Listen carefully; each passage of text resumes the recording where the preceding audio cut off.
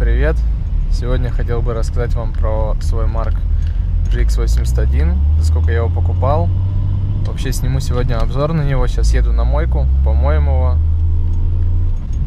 Сниму обзор полностью на машину, что есть, за сколько было куплено и так далее. Все это будет в сегодняшней серии. Приехал на мойку, вот жду очередь, сейчас машина выйдет и я заезжаю.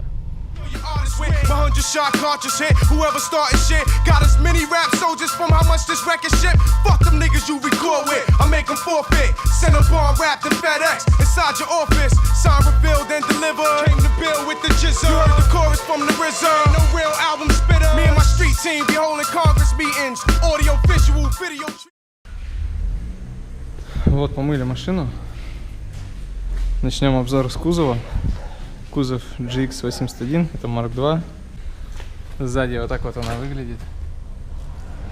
Кузов, в принципе, весь целый, недочетов никаких нету. Вот, выкрашен в круг, естественно, боевые какие-то ранения, вот бобры покусали, там есть нюансы. Пороги переварили полностью. Спереди и сзади крыша ровная, на крыше не лежал. Ну, обычные крылья, капот это уже я ставил. В принципе, все целое. Вот здесь чуть-чуть арочка, шпаклевка отвалилась. Так, в целом, неплохой вариант. В багажнике крышка проклеена шумкой. Здесь в колодцах, не знаю, видно, не видно. Вот все такое. Здесь, получается, переварились арки. Здесь что-то тоже переваривалось, что-то заваривалось, делалось. Багажник не закрывается. Кузов куплен был вместе все, что с ним есть, за 95 тысяч. Изначально цена у него стояла 130, потом его убрали с продажи. Я написал в группу GX81, и там был хозяин этого марка, он мне предложил его за 100 тысяч. Я приехал в этот же день, посмотрел. Меня, в принципе, все устроило. На следующий день я его купил за 95 тысяч. Хозяин еще отдал мне кучу ништяков, ступицы, которые вы видели. Редуктор еще один, который я заварил, ремень ГРМ, ручки дверей и дополнительный мозг к нему. Мозг штатный, просто чтобы был. Все это было в комплекте, еще стояли колеса 19-е, хром я их еще не продал, я их просто снял и положил до лета. Летом, думаю, купят зимой, сейчас они никому не нужны, 19-е колеса на летней резине. То есть это тоже еще считается бонусом к машине. Что мы имеем под капоткой? Под капоткой у нас вот такая выкрашенная фиолетовый цвет, все покрашено. Все вроде даже очень неплохо покрашено.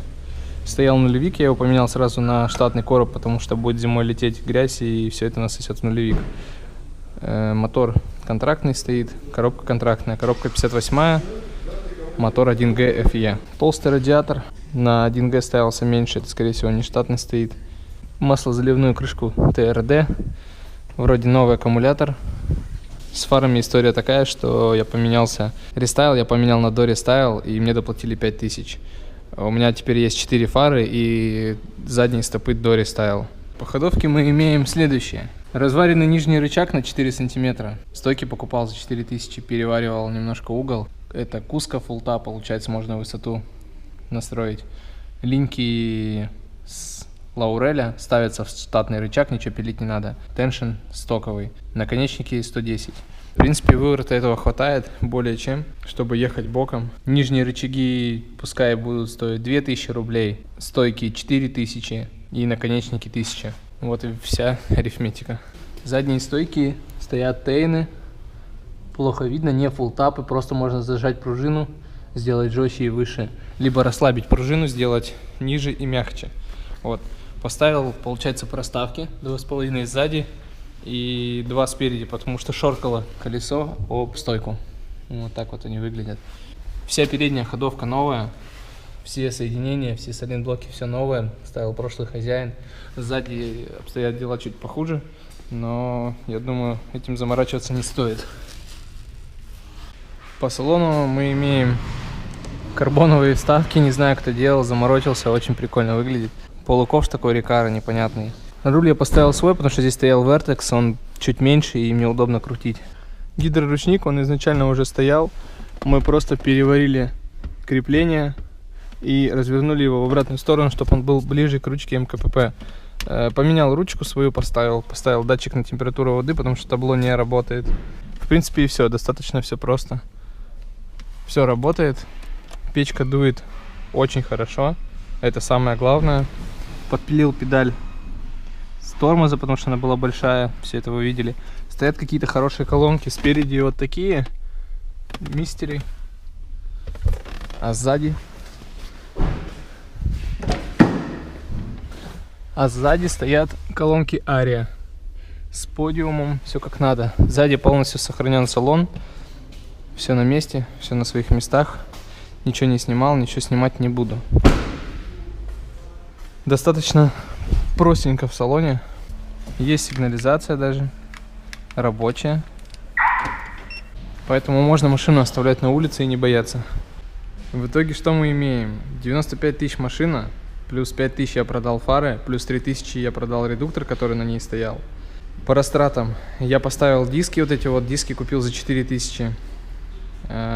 Поставил проставки 3000 перед-зад, ну если посчитать их, если бы я их покупал. Минус 12 тысяч резина на данный момент, то есть это было 2 Якогамы и 2 триангла. Сейчас на жопе стоит лысая Якогама с последних покатушек, на морде стоит триангл, тот, который будет стоять сзади, а спереди мы поставим новый. Колы 4000 рублей и 3000 рублей обслуживания, это масло, свечи и какие-то там жидкости. И датчик с проставкой 1000 рублей. И в итоге мы получаем 115 тысяч. Полностью готовую машину. Можно ехать, дрифтить. Конечно, если у вас нет сварки, нет друзей, знакомых, все это станет чуть-чуть дороже, но не намного. То есть вам нужно будет, если бы вы взяли такую машину, вам нужно было бы заварить ручник, это аргон. Разварить нижние рычаги, это в пределах 3000 рублей, я думаю, вам заварят. Ну и также редуктор 2-3 тысячи рублей, остальное вы просто делаете сами. Также здесь можно еще продать музыку, можно продать что-то еще из машины, повыкидывать ненужное, если вы хотите чисто muscle car. Но у меня нет такой задачи, я купил машину, чтобы на ней кататься и не жалеть.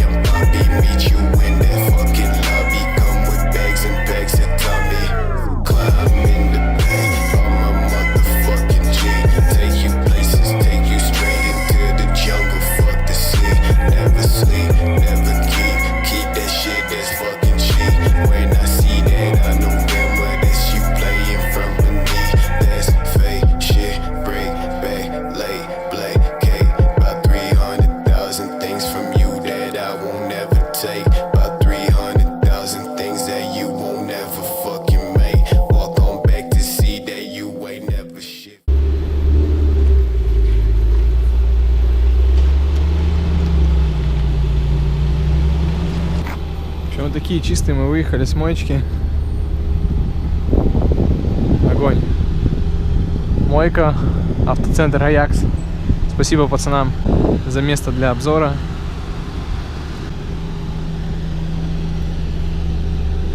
В принципе, еще по ходе, да? В общем, снял я вот такой вот обзор. Еду уже в сторону дома. Надеюсь, он вам понравится. Такой обзор на минималках в стиле влог. Рассказал, что мог, рассказал, что знал. Если какие-то вопросы, задавайте в комментариях, отвечу. Всем пока.